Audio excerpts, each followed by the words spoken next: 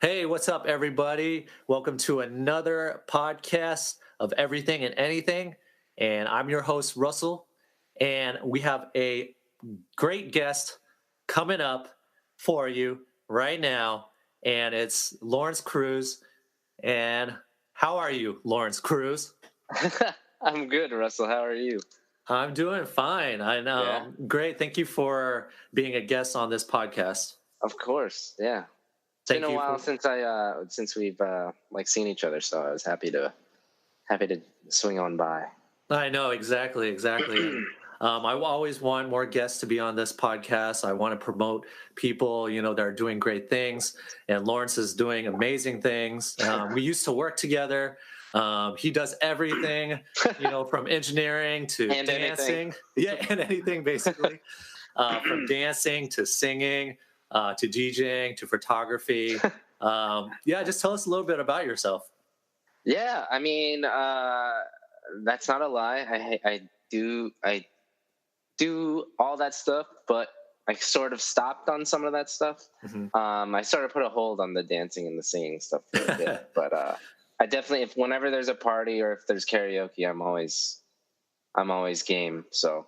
Exactly. Uh, I do miss those moves for sure. yeah, for Yeah. sure. Yeah. Um, but yeah, I'm a software engineer at Squarespace. Yeah, as Russell said, Hmm.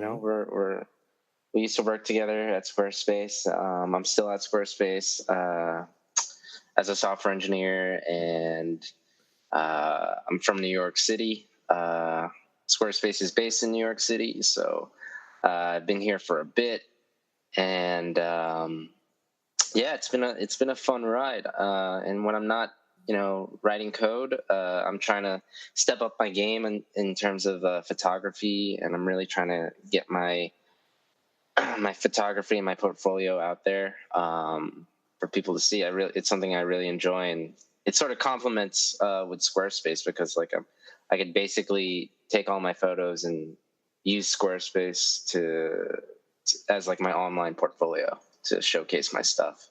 So it's been really cool. Yeah, definitely. And I love that entrepreneurial spirit. Yeah, We could definitely talk about it more, but I kind of want to go back a little bit yeah. and like where did you start your first like kind of like entrepreneurial spirit type of deal? What was it kind of like your first thing that you did like in the past? Hmm. I think. Oh, so I when I first started, even before Squarespace, Yeah. the whole this whole sort of attitude of entrepreneurship really started with website building. I was building a lot of websites for a lot of people, specifically in my building, in my apartment building, and the demographic of my building is pretty much folks who aren't really familiar with technology Right.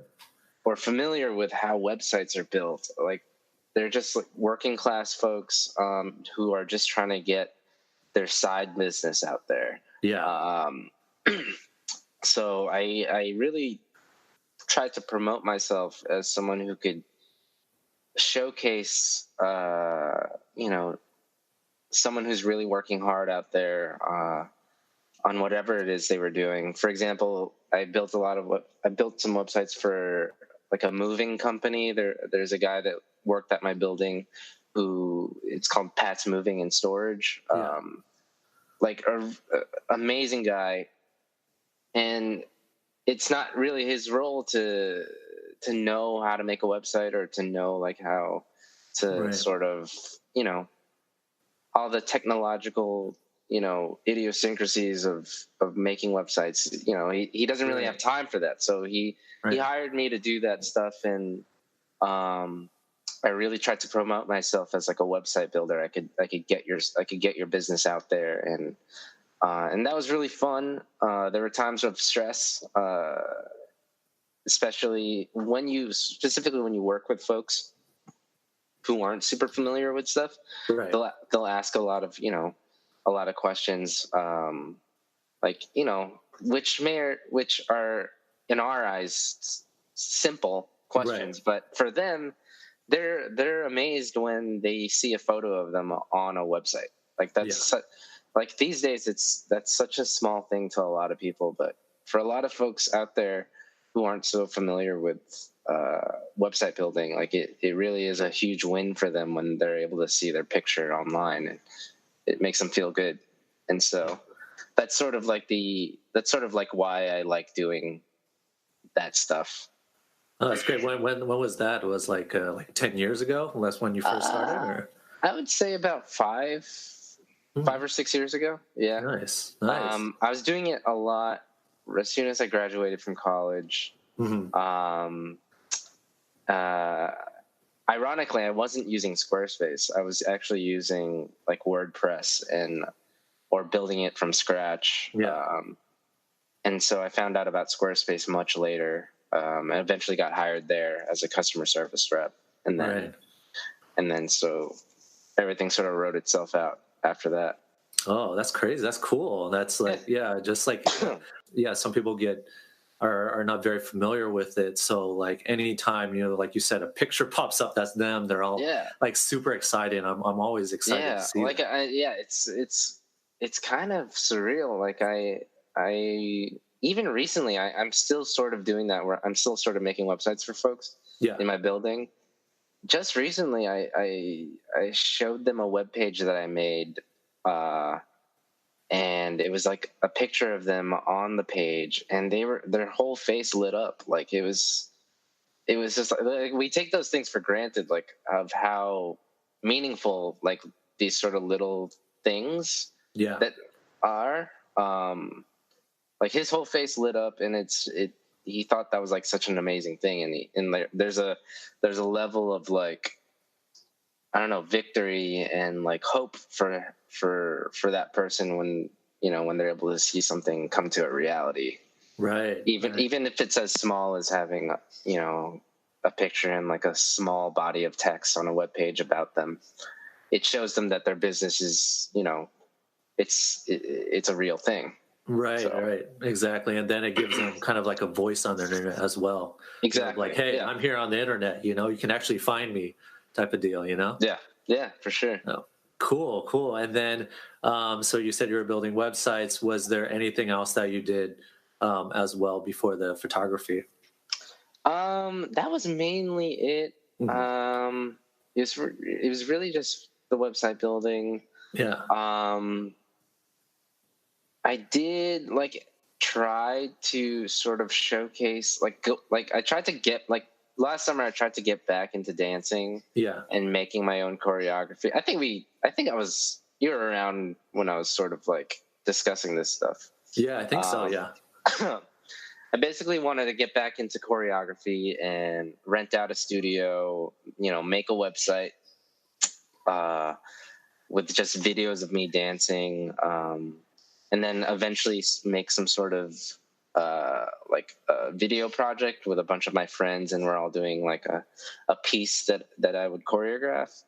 Right. That's still something that I very much want to do. I ended up, at Squarespace, I was moving up in my career there, and like work sort of got in the way. And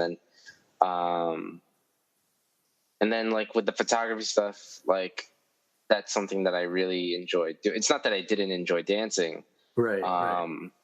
But with photography, there's a level of like conveniency with it. Like I could bring my camera anywhere and sort of do whatever I want and take pictures. Whereas like dancing, you need to like rent out a studio. You need to really think methodically about like choreography, and it's really fun, and it's something that I want to get back into, later down the road. But for now, that's one of those things where like I put on the shelf for a bit. Yeah. And I think that's okay too. I think some people just that's been my whole life of just like I've always been curious about a lot of things, and I always tried anything. Well, that's good. That's definitely good. I always tried anything, specifically artistic. I tried to do everything. And if it's something that I didn't really see myself doing for a long time, then, I put it on the shelf, and if ever I want to go back to it, then, I can go back to it. But I think that's okay too. I think, and I think it's okay to sort of move your focus elsewhere. I feel like sometimes that's missing in people, and people, are just like robots and just like I'm going to work and then just go home and then that's it. Yeah. You know. I always try to tell. I have a lot of peers and friends who are like, as soon as they got their 9 to 5 job, that was it. Like they didn't. Right. It was like they didn't, develop a hobby. They didn't pick up anything other than like they would just work. And then once it hit the weekend, they would just watch TV and drink or like go to the bars and just like that's fine. If like to me personally, like if you want to live life that way, that's fine. But for me, that doesn't really work out for me because I just love trying things, and I think it's so important to just have a hobby. I think everyone should just have a hobby. Right.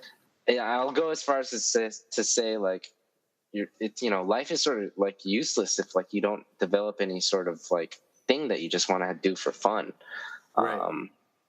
And like that's always been sort of like my attitude for pretty much all my life, and I think it allowed me to sort of be curious about a bunch of stuff. Like I would, whether it came as dancing or singing or making websites or DJing, like sometimes I forget I did that stuff. But yeah, it's always a fun experience. Right. Yeah, I totally agree with you. And, just something to spark your creativity side. It's just like one day I remember looking at your Instagram and you take amazing pictures, thank you. On Instagram. You're welcome. Yeah. And, and then all of a sudden you just like, like what started all of that? I have a vivid memory of like when I was a kid, because my older brother, who just ran the marathon yesterday. So shout outs to my brother. That's awesome. My older brother, he is also a photographer.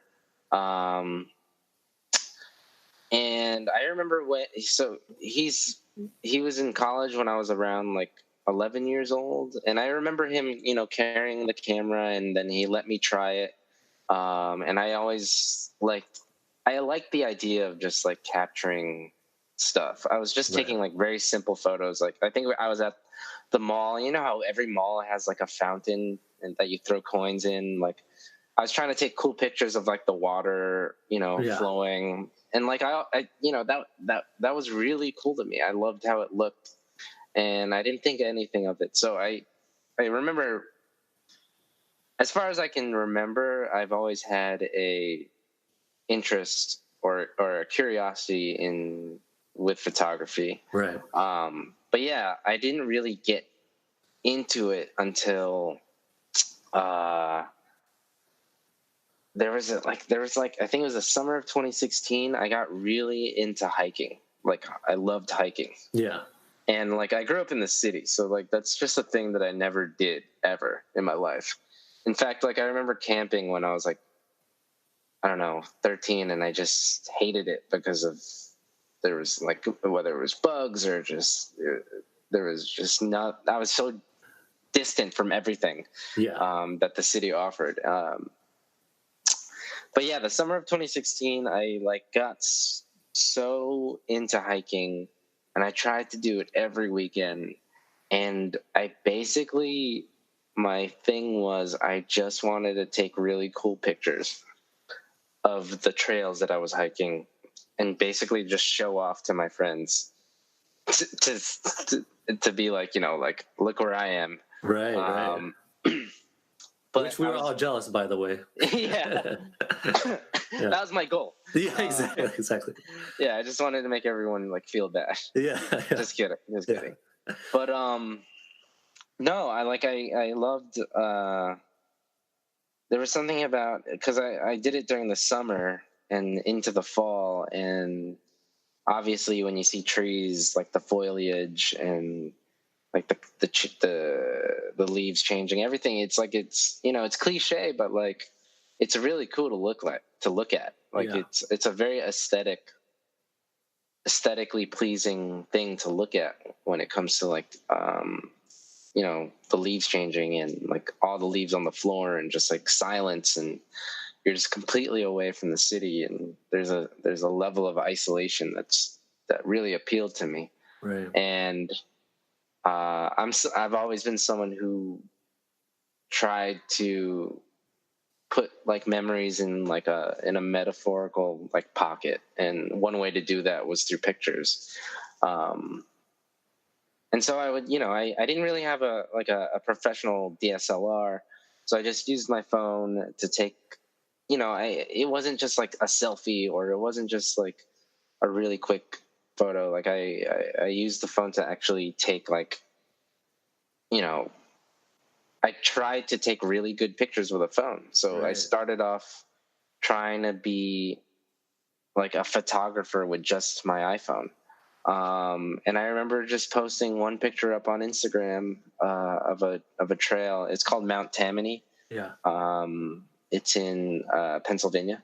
Oh, Uh, nice. I did it the fall of 2016, and yeah, I took this really cool photo from like the top of the mountain, and I got a huge reception to it once I posted it. Like everyone liked it, and from there, there was a sense of like, man, people really like this stuff and like looking at people travel, and there's a sense of like, yeah, whenever you see someone cool, like whenever you see someone traveling online, like there's a level of like, man, I want to do that, but Right. they end up never doing that. But for me, like I try my best to do whatever I find cool, and that goes back to the whole me trying to do anything. Like so, That's yeah, why you're that's on this how. podcast too. Yeah. Yeah.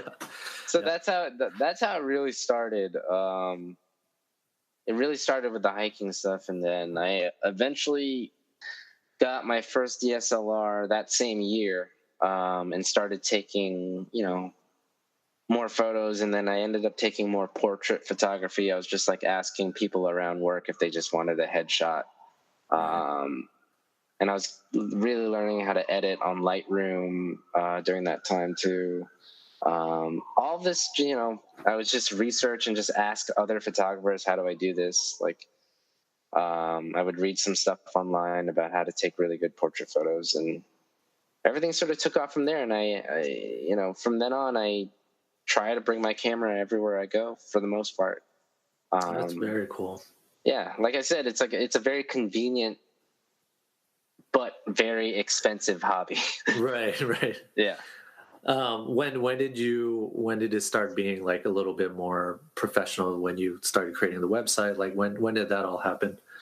I'd say I'm really getting into the beginnings of the profession, Hmm. the professional sort of aspect of it. Um, I'd say it really, yeah. I feel like I'm still in that beginning stage of it, Hmm. um, but things sort of started to feel much more real. I don't know if maybe professional / real are synonymous here, but things felt more real when um, I was getting like referrals, like, oh, you're a friend of this person that you took like, oh, I'm a friend of, hey Lawrence, I'm a friend of this person that you took a photo, and I've been wanting to get a new headshot for my resume or my online portfolio. Would you be able to do that? Like I would start getting, friends of friends, like emailing me, and they, genuine appreciation of like my photos that I put up, specifically of their friends. Um, that's when it started to feel more real. When I got more, when I wasn't asking people to if I could take a photo of them. When people started asking me if they could use me as like a service. So that Yeah. was yeah. That's like the best, getting the word of mouth. And Yeah. yeah, that's like for you, that's like, for anyone, that's like a sense of accomplishment, like where, people are coming to you to ask you like, hey, we want, you want, to do stuff. And that's really cool. Yeah, yeah. And like I said, it's still in the very beginning Hmm. stages of that feeling of professionalism, because I'm sort of always hungry. Right. Like I always try to treat myself as like the person who doesn't know much, and like I'm always sort of striving for more. So even if I do feel like, even if I do get a lot of praise for a photo, I feel like I'll always nitpick, and I'll always be like, oh man, I could have done this better. The lighting could have been better here, or I'm always sort of criticizing myself, which could be a good and a bad thing. I try to see more good in it because it sort of inspires me to, like, motivates me to sort of strive for more, Right. and be better and talk to more people who are better than me. Like, I think people need to know that I think if you have an open mind and if you're aware of the fact that people are better than you at the same thing that you want to do, then I think that's a good attitude to have, because it sort of motivates you to just not necessarily be like them, but just like makes you try to be a better photographer, a better dancer, or whatever it is that you're doing. Just having that sort of awareness that there are other folks that can do it better than you, and you could also learn from them. Right. That's I totally agree with that. A little bit more on the technical side. What type of camera do you have? So right now I'm shooting with a. So I have the same body. Mm-hmm. Actually, no. Sorry, scratch that. I ended up getting a T4, a Canon Rebel T4 as my first DSLR in 2016. Okay, nice. Ended up selling that, and then I ended up getting a used Canon Rebel T5i, which is the one I currently use. Because it's really more, a lot of the investment goes into the lenses, Mm-hmm. as opposed to the body. So Got it. I've spent a good amount of money on just lenses, as opposed to the body. Yeah, and again, it's a really expensive hobby, but I think there's a huge payoff when you're able to take a photo and, like, folks appreciate it. And yeah. Definitely. No, I totally agree with that. So when you're doing your research for all those people that are trying to get into photography, what are you really looking for in a camera? Say you had like a budget of like, I don't know, let's say $500 for your first camera. What would you say is the most important thing? I would try to. So for me, I love reviews. I think like online reviews, like video reviews, I think are very helpful. So I watch those a lot, and I monitor, like, comments about whatever I want to go purchase. And I think we're moving more towards, and when I say we, I think photographers, they're moving more towards, like, being more lightweight and having things be more, what do you call it? Less taxing in terms of weight. So there's a lot of lightweight cameras out there. I think the one that I'm sort of eyeing now is the Fujifilm, because it's very lightweight, but you could sort of capture the same photos with, like, a heavier camera that I have now. That's a little longer down the line. I think I'm very content with my Canon right now. But yeah, I'm always sort of looking to see if, a newer, like, moving on to another camera would be a better suit for me. Got it. Oh, nice. That's good. And because I know there's always inspiring photographers, trying to get into it, and just take better pictures, and whatever they really want to take. So yeah, I mean, some folks can have, like, the latest and greatest things, but they could take photos that that aren't that great. Right. Like, I won't lie, like, editing is a huge part of photography, and I think editing is a huge skill, and I think how folks edit their photos is, like, you could take a photo on sort of a lower level, like, older camera, and still edit it to a point where it might look better than a photo that was taken on the latest, whatever camera out there. So yeah, I think it's the way that you approach it. I think a lot of it has to do with, how you see things, and how you how you want to frame a moment. I think that's the very fundamental thing that you need to have, regardless of whatever type of camera that you have. All right, nice. That's good to know. So in terms of photography, what do you like taking pictures of, and what is your specialty? So it's for the most part people. Okay.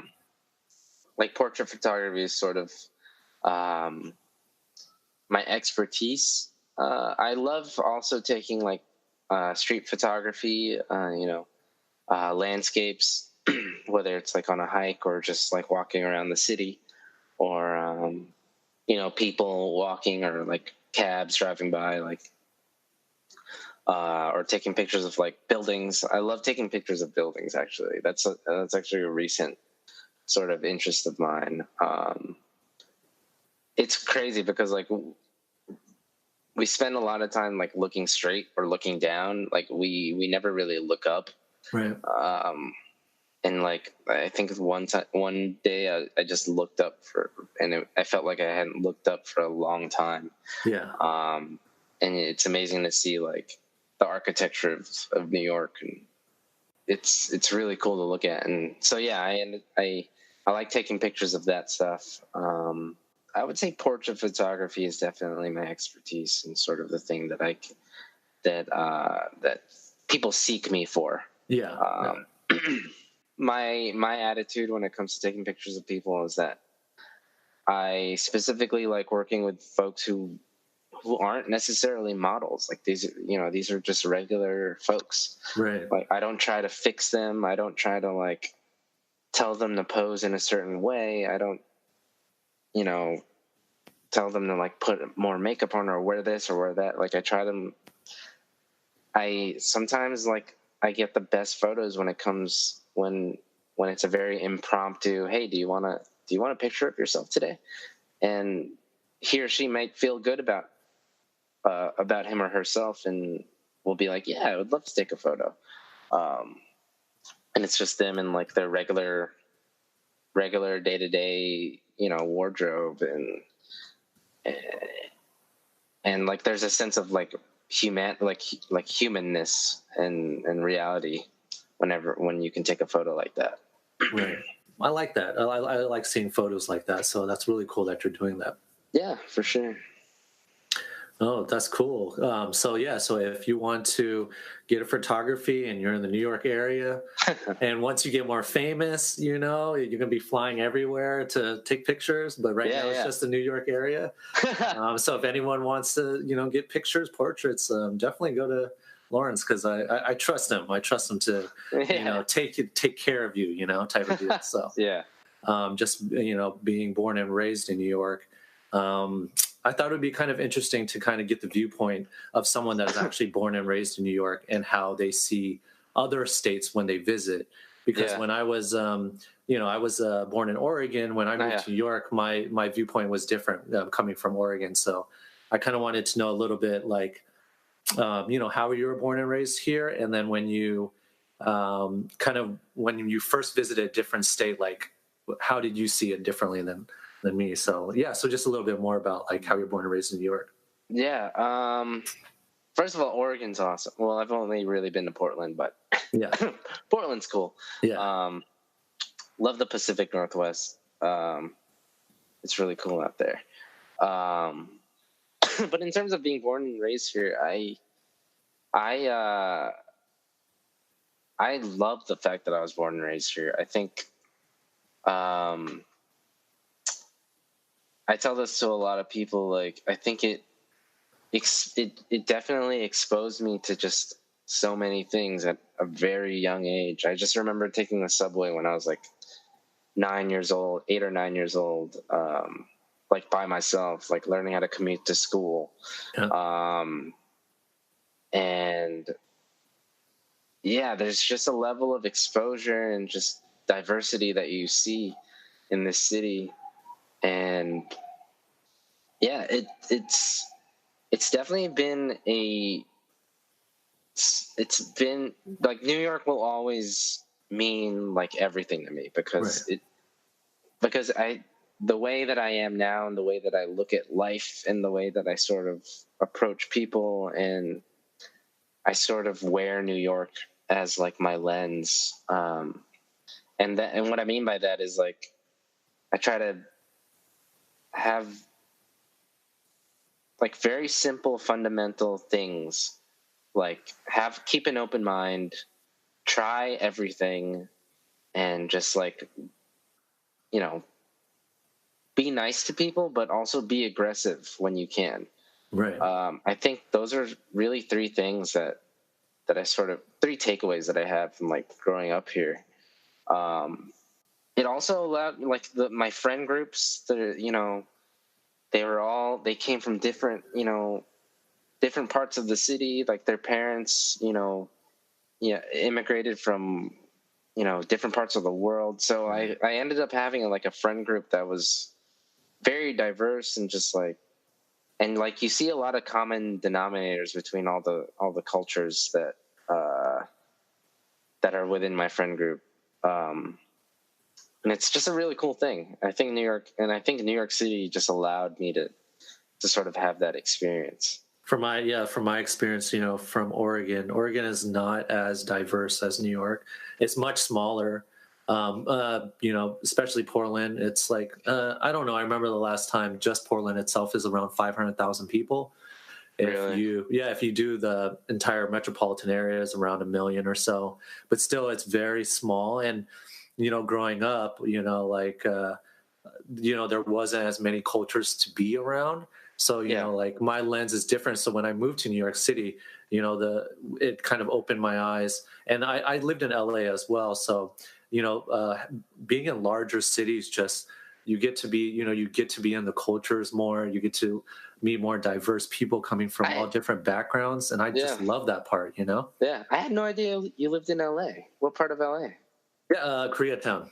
Oh, sweet. Yeah. Oh So, man, yeah, their Koreatown, like LA's Koreatown, is legit. Yeah, it's much bigger than New York's Koreatown for sure. Yeah. So it kind of opened my eyes to that, and I just love seeing people, just interact with each other, and and everyone comes from kind of like a common goal of just wanting to do good and wanting to be better, and and just having that perspective is just like an amazing thing, and I wish more people would go out of their comfort zone to do that. Yeah, I would.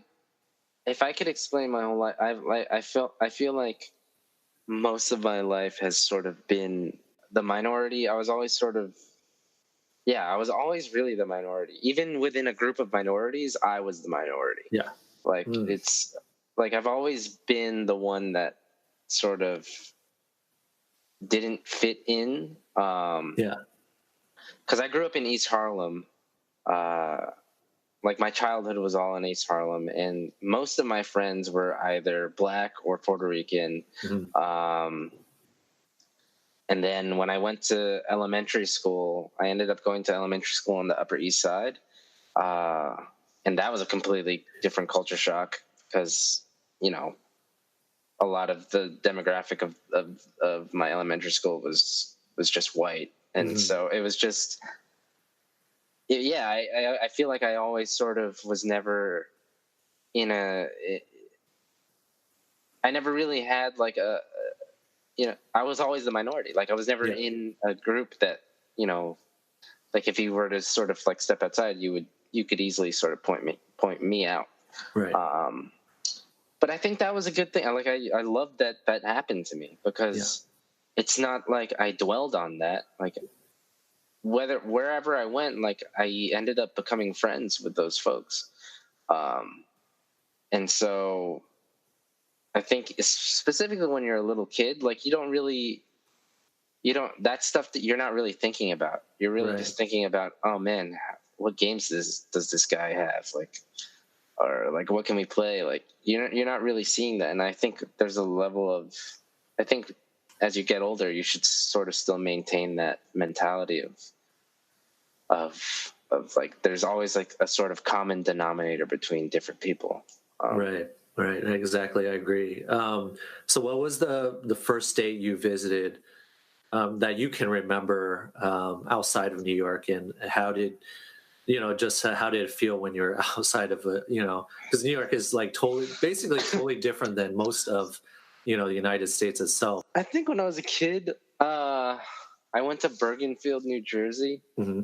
and everyone in Bergen, for the most part, there's a huge Filipino population in Bergenfield. So when I went there, I was like, that was a huge culture shock. Even though I'm Filipino, like that was a huge culture shock, because it was like, what the heck? Like, how come none of you guys are in the city with me? Like they were all just in Bergenfield, and I have family out there too. So that was interesting. Yeah.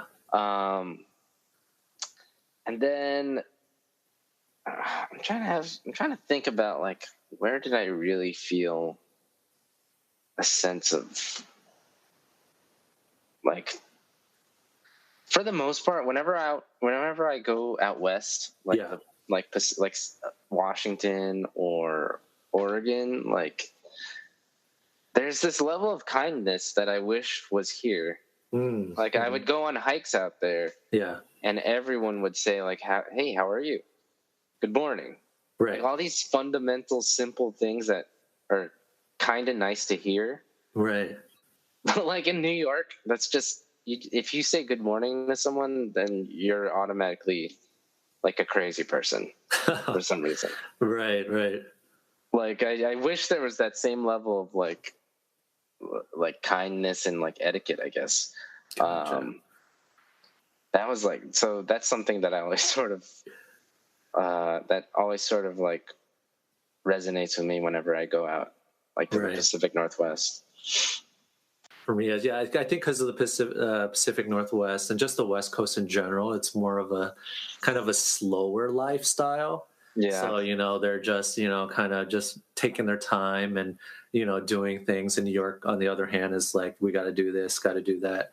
Not saying that everyone is like mean, but they're like, they know what they want to do and they got to do it, type of thing. Yeah. So, I kind of see the contrast when I go back. Yeah, we're going to take it easy, and just relax. I'm just like, we got, just like coming back from New York, I'm just like, well, we got to do something, I really got that sense of slowness and sense of like, I don't want to say settling, but I do want to say settling when I went to San Diego. I mean, that's like a retirement, right? Like play, like people retire there.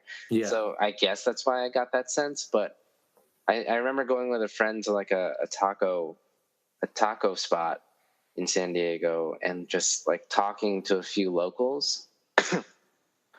And he was explaining to me that like people are okay with life like that, where it's just slow, and they're going to work at the surf shop and for the rest of their life, and they're going to eat tacos at this same place all the time, and they're going to go surf, and they're going to go to the beach. Like they're okay with that lifestyle, and that, I don't think that's wrong. I think that's, if people know what they want to do, that's really cool.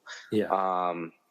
But like you said, there's a huge contrast when you head over to the East Coast, specifically to like New York City or just any city, where there's always a level of like, I got to do something. I need to do something in order to live. Right. For me, I feel like I've, specifically in this time of my life, I'm trying to find the balance between the two, because like, I think it's okay to just like take a break and just like, and if you want to have that sense of like settling and just slow down, then you should definitely slow down. Yeah. But for me, I don't want to get too comfortable. That's why I'm always sort of striving for more. And I feel like that's when my New York City attitude kicks in. And I try to be more aggressive when it comes to getting things that I want or learning things that I want to do. But I definitely feel like I know when to take a break and when to isolate myself and just chill. I think having that balance is a good thing. Yeah, I agree with you. Yeah, I think it's the balance thing that, we forget, one person is on the other side, another person is on the other side. But if you come to a balance, I think that your life will be just a little bit more on the neutral side, and you feel less because if you're too much stress on the right side, you get a lot of anxiety built Yeah, up, and yeah, you don't live a very good quality of life because you're so stressed out all the time. yeah, yeah, But if you're to the relaxed side, then you don't get anything done. yeah, So it's like being on the more on the neutral side and being balancing yourself out. So I yeah, totally agree with that. yeah, What for what do you sure. think are some of the misconceptions when people come to New York? That you have to like be a workaholic. That you have to. I mean, yeah, yes, you should. If you're coming to New York, yeah, you should have the mentality and the predisposition to work really hard Right. and like really hustle. Like, yes, that's a given. But I think a misconception is that you always have to be like that 24/7. Mm, I think and I don't think that's true. I think people need to chill out sometimes and just like know when to. People need to be aware of when they can't do anything anymore, and I think that's a skill, really, to just be aware of your limits. And I think people have this idea of New York that you always have to reach for the stars, that you always have to, do more than your capacity, do more than the capacity. But yeah, like having that attitude is good, but never to a point where you burn yourself out. I think that's why people ultimately don't like being in the city, yeah. is because they just put a lot of this stress on themselves. Mm, When there are a lot of ways and a lot of pockets of opportunity where you could take in between the stress to sort of help you relax and have perspective and try to gain back a healthy mindset. It's definitely possible. It's hard, but another right. one is like that New York stinks all the time. Like, yeah, there are definitely parts that really smell really terrible, but I feel like if you go more, I don't know, there's definitely some scenic parts where you can get a Yeah. nice air. Do you really like? I think one thing like is kind of interesting to me is like when a lot of people would say like New York is like doesn't have any trees, Yeah, and it's just like, well, I mean, like it does have a lot of trees like other states do or other yeah, cities do, but it does have trees. yeah. It's oh yeah, that's another thing I want to like. Yeah. You might need a car, or you can take the Metro North. Hmm. There are ways to get out of the city if you're looking that for a level of like scenery and just like scenic views. We're 45 minutes away from like Breakneck Ridge or up the Hudson, and you Yeah. can see the most beautiful stuff out there. You Yeah. can go up, yeah, you can go up to like Cold Springs, and like you're in another town which is just like 40 minutes away from the city. And it's a lot more relaxed, and it's a nice escape. Hmm. And I think there's a misconception there is that once you leave your home and go to the city, that you're never going to have that sense of relaxation again. And Right. that's just not true. Right. Yeah, I totally agree. I mean, outside of New York City, I think it's just like a lot of other towns, like out of, in other states, like it's just like they're small towns and, there's people that just like live there every day and do their thing. And New York City is just kind of like just its own pocket. But if you go outside of it, it's just like any other place. And New York Yeah. is not just New York State is not just New York City. Yeah. Yeah. Yeah. I try Yeah. to keep a huge balance. Hmm. I love the city. I love being in the city. When I'm in the city, I love it. And I do have that working mentality of like, always thinking about my hustle and always thinking about, who my next client is going to be. But like I said, I have an awareness of myself of when I need to take a break. And I usually try to do something on the weekend to like leave the city Right. for a bit, whether it's like drive to like a trail in either New Jersey or up the Hudson in New York. Like there's a lot of cool spots around the city that are just where you can have that sense of relaxation. Yeah, I agree. I think one more misconception that um, received when I first was thinking of moving to New York was a lot of people said that is very dangerous. Oh yeah, And yeah, it's just like, like maybe seeing from movies, I don't know, or TV shows or something. A lot of my families were like, "You really want to move to New York? We heard it's dangerous, and we know, it's, we don't know what's going to happen to you." And then just living here and kind of like understanding how New York City operates. Yeah, of course, there are certain pockets of yeah. areas that are I was gonna dangerous. say, yeah, there are Yeah, absolutely spots that are definitely like you definitely don't want to be walking alone. right, right. Um, But but to me, it's like that's anywhere. that That's could be anywhere. anywhere. Yeah, for sure. Yeah, I mean, there's spots in Portland where you don't want to, where you don't want to be at night. There's spots in LA where you definitely don't want to be at night. And it's just like, yeah, it's just a huge misconception. Like the Yeah, city is large. I think people forget about that, yeah, and so they think like the entire city is dangerous or something. Like you shouldn't be outside at night, at all, type of deal. And it's just like that's totally a misconception from what I've seen. yeah, yeah. Yeah. Um, yeah, I bet there's a huge list of misconceptions. We're definitely missing a lot, but Yeah. I think if you want to move to New York City and it's in your gut, you should do it. Right. Definitely should do it. Yeah. Yeah. No, I agree. What are some of the things like a first timer should do in New York? Honestly, I think folks should go uptown. Mm-hmm. I think I know a lot of people, Yeah. specifically at work, where they think where 14th Street is like the highest they've ever gone. Yeah. Oh man. Yeah. And that's nuts to me. Yeah. Yeah.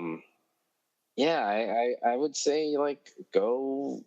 There's a bunch of like stuff to do uptown and like in Harlem or even in the Bronx. Like the Bronx is like another world. Like the Bronx has, if you really want some good like Jamaican oxtail, like the Bronx is where to be. Like really expand your palate as far as like even if it takes you more than 40 minutes to get there, it's definitely well worth it. There's also stuff like City Island, where you can get really good seafood. It's this island that's just off near the Bronx. Get really good seafood up there. Like for me, like that's the stuff that I would do if I had like whenever I have family over. Yeah. Obviously, I'm going to take them to Times Square. I'm going to take them to the places where they see on TV, but I'll end up ultimately taking them to spots that mean things to me, whether it's like the park that's near my apartment in Harlem or, driving or taking the train up to the Bronx to get like Jamaican food or going to City Island or going to, I won't even be in the city. Like we'll just drive up to a trail, like 45 minutes away up the Hudson. Like those are the sort of the things that I sort of do that I recommend. Nice. Yeah, I totally agree. Yeah, when I hear people come to New York, they always want to go to like the big places, which is totally fine. Like you only have a certain amount of time. Of course, you want to see the big places. Yeah. But most people, from what I've seen, that come here, they only stay in Manhattan. Yeah. And to me, it's just like you're missing so much more. From all the different boroughs, like you said, the Bronx, which I still need to explore more. I've been to the zoo and I've been to the botanical garden. Yeah. And there's actually, I don't know if you know, but there's a strip somewhere in the Bronx where it's all Italian restaurants and like very, very good Italian restaurants. Really? Yeah. And I'll have to look it up later, but it's the food is much better supposedly than in Little Italy in Chinatown. Oh, interesting. Yeah, so I really only know like whenever I want like Jamaican food, like the Bronx is a good spot to sort of get that stuff. But I had no idea that I mean obviously Italians immigrated. They first immigrated to the Bronx, and then there's a huge Italian population. They didn't even know that in the Bronx. Oh yeah. Wow. like it started off like in like East Harlem and the Bronx were predominantly Italian back in the day, and then and then Puerto Ricans, and then started immigrating here, Jamaicans. So then when I grew up, East Harlem was in a state where it was predominantly Jamaican and Puerto Rican. So, and then like there are a lot of like remnants of Italian places that are in the Bronx and that are in East Harlem. A lot of it's really cool. There's there's a lot of history to it. I think that's the one really cool thing too. I would love to learn is kind of the history of New York City and like the boroughs and like what's cool about like New York City itself is just like all the people that immigrated here and the different cultures and where they're at in the different neighborhoods. That's really cool. Yeah. Like also Queens. Like Queens is another world. Exactly, Flushing. Exactly. If you just want to get like. If you want to expand your palette, like Queens is legit another world. Right. It's amazing. Yeah. Yeah, like Queens, like Astoria is like where a lot of the Colombians live, where they're at. And then like Flushing area is like the even better Chinese food, you know, but it's still far out there. Not many people know about it, but that's why I say to people is like, you should definitely go to the bigger spots, but there are so many other spots in different boroughs that, you should definitely go to.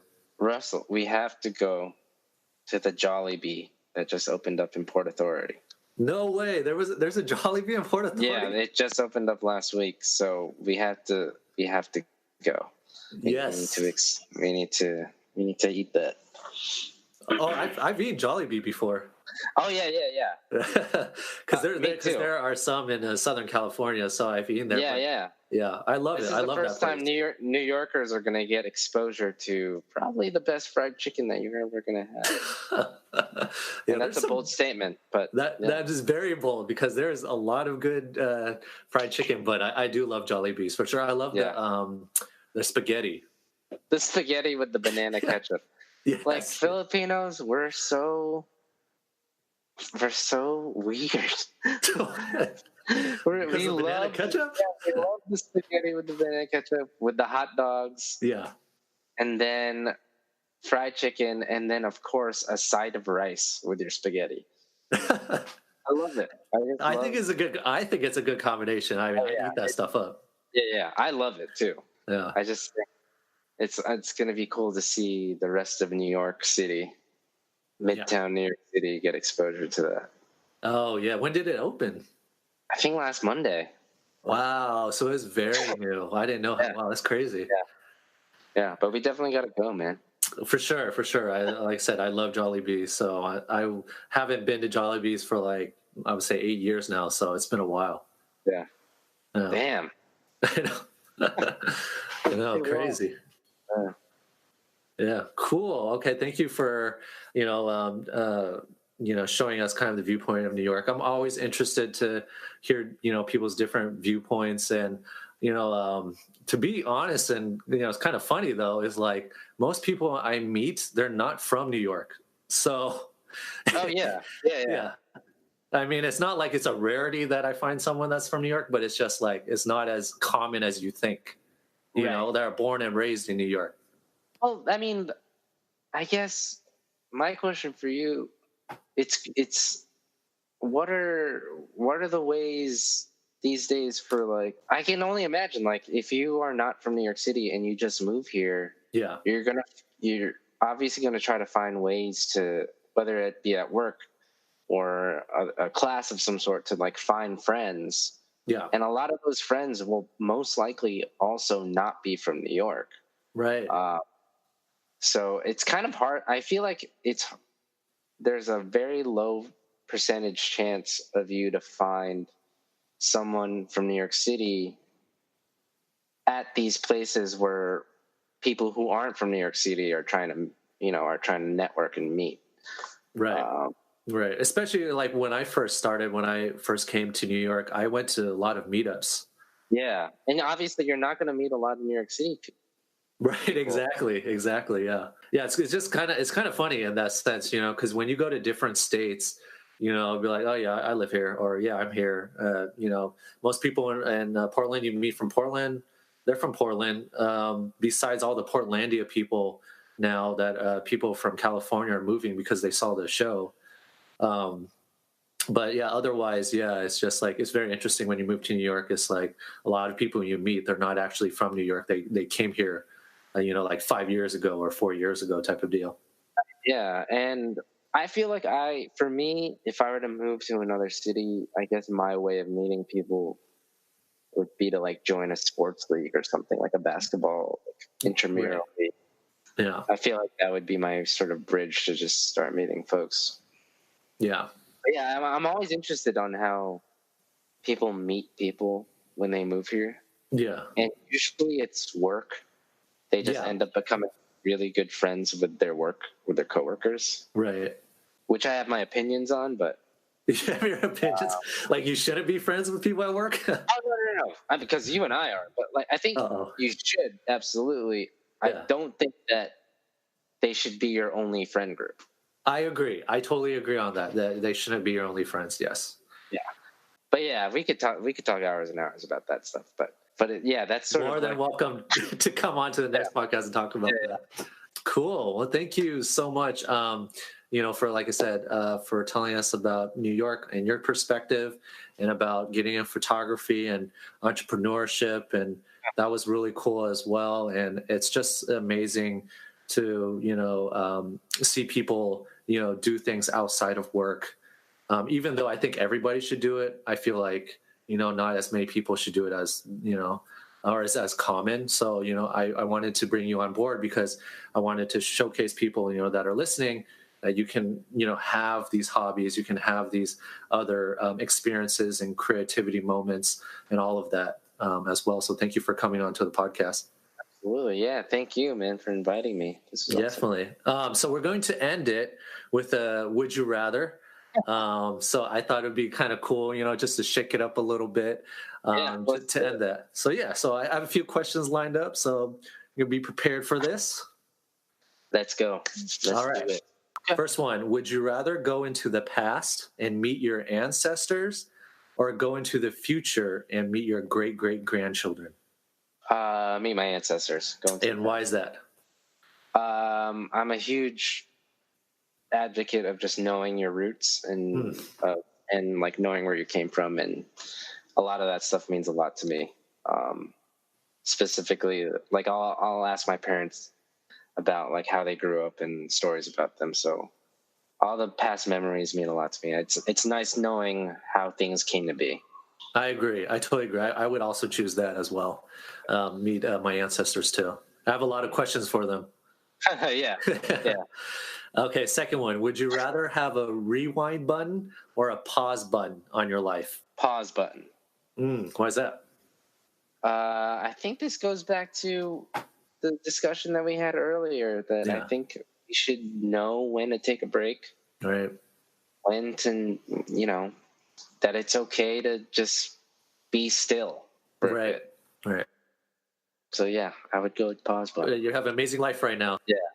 A time for reflection and a time for just like chilling out is super important to me. Right. I agree. Would you feel worse if no one showed up to your wedding or to your funeral? I would feel worse if no one showed up to my funeral. Yeah. I don't really have an elaborate explanation, but I feel like it'd be really sad if no one showed up at my funeral. I don't know. I don't think about that one. Okay, no worries. You can always leave it at that. You can always say it later. Or to dinner alone? Dinner alone. Dinner alone? Okay, all right. Yeah. I tell people a lot, people should eat alone. I think it's okay. And you shouldn't be judged. That's true. Yeah, that is very true, yeah. It's okay to eat alone and people watch. I do that a lot. I just did that at the pho place that we like. Right, exactly, at the pho place. Again, huge advocate for doing it. I think it's fun. I think it's therapeutic, and I think people should do it more often. Oh, nice. That was a great answer. Would you rather be stuck on an island alone or with someone who talks a lot? Stuck on the island alone. And Oh, really? this goes back to the dinner alone thing. Dinner alone. All What if right. this person does not shut up? Yeah. Yeah. They don't shut up. What if I have to go to bed? No, they need to continue talking. What if I can I go to the other side of the island Sure, but it's a small island. Like you so I can can hear? you'll still be able to hear them. Yes. Oh yeah, yeah. Can I have Okay. headphones? No, you don't have anything else. It's just you and the other person. Yeah, then I'd rather be stuck on the island alone. Okay. Yeah, I think I'd actually go swim. Go swim. Yeah, then come back. Yeah, and not come back. That's funny. Risk my life than listen Right. to that. Right. That makes a lot of sense. Would you rather be a little late or way too early? I'd rather be way too early. Yeah, I agree with you. I'm like that with flights. Mm-hmm. I'm like that with like meeting, like anytime that I don't know where it is, or it's my first time going there. Yeah. I usually try to get there way too early than usual. Yeah. I agree with you. It's always safer. Yeah, I totally agree with you on that one. Would you rather be a part of an arranged marriage or spend your life as a single person? A single person. Interesting. Yes. Yeah. Yes. I like the idea. Yeah, it would just. I feel like if you're an arranged thing, you didn't have a choice. Yeah. And with the other option, there's a level of freedom. Right. That's totally true. I know what you mean. So yeah, I'd much rather have more control of my own life. Nice. That makes sense. Okay, two more. Would you rather have the details of your financial life or your love life be made public?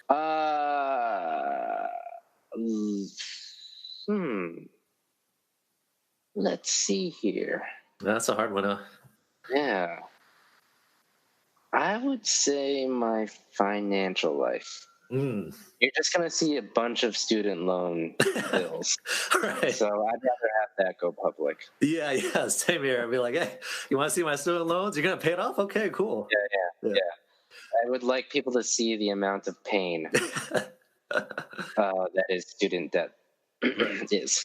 I agree. Okay, last one. Would you rather spend 20 years in prison and be exonerated as innocent, or be put away for 4 years despite your innocence and be considered guilty forever?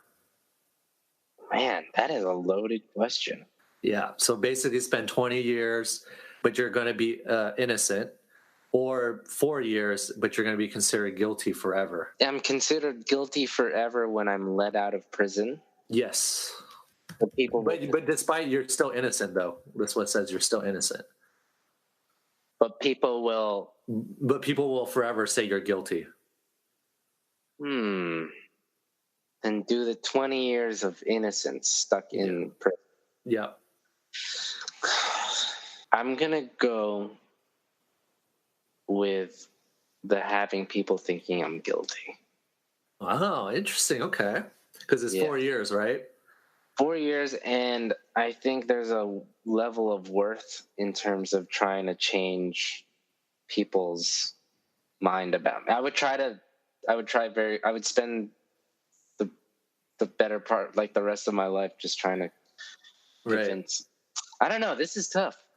Yeah. No, I agree with you on that. I'm looking at that now. I mean, yeah, like if people think you're guilty, I mean, I think it depends on if you trust in yourself, because you know you're innocent. And does that matter? Just only you knowing that you're innocent? Do you have to have the approval of others to tell you that you're innocent, type of deal? Right. That's why, I think all my answers are they're following the same theme of just like being able to have control of like my own life. Right. That's why the dinner alone, the staying on the island alone. Yeah, I think I'd rather do the 4 years, have people think I'm something that I'm not, and try to spend the rest of my life the way, knowing that who I am and yeah, I think that's fine. Great. Nice. So those are all great answers. So yeah, thank you for doing that.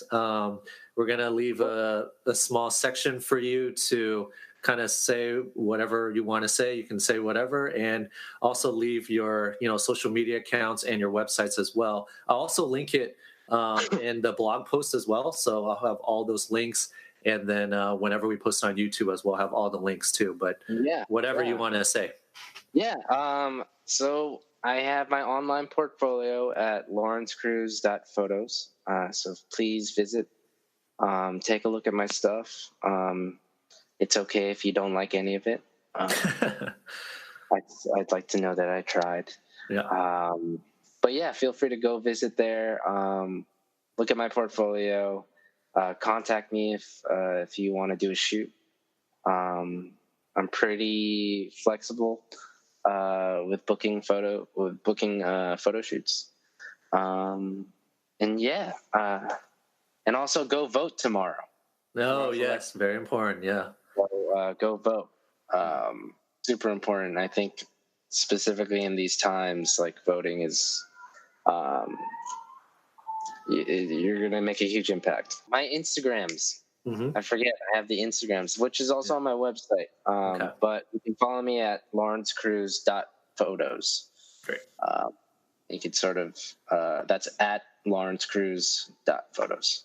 Nice. And that's basically my online Instagram portfolio. I'm pretty active on that, so feel free to follow me there. Yeah.